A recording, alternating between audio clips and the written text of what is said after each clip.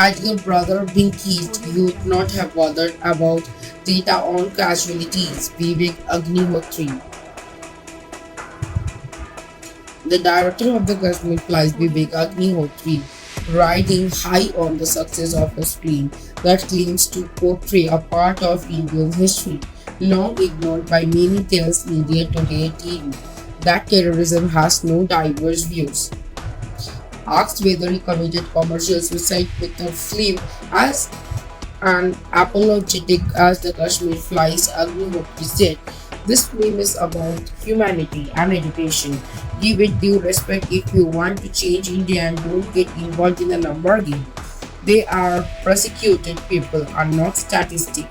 They are human beings."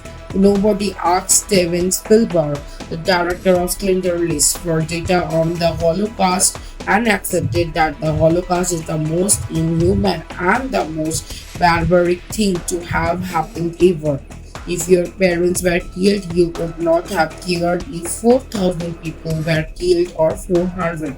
If your brother was killed or your sister was raped, you would never ever in your life ask whether they are diverse views.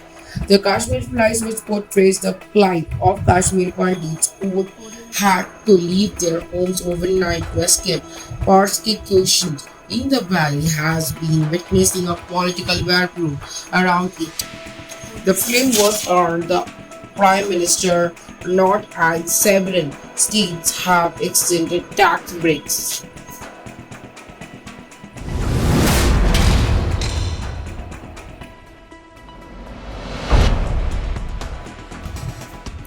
Russia might use chemical weapons in attack on Ukraine, says NATO chief. The North Atlantic Treaty Organization is concerned that Russia may use chemical weapons in a false flag attack in Ukraine, the body's chief James Stoltenberg said on Tuesday. "We are concerned Moscow could stage a flag operation in Ukraine, possibly with chemical weapons," Stoltenberg, Secretary General of the Western Military Alliance, said at the press conference.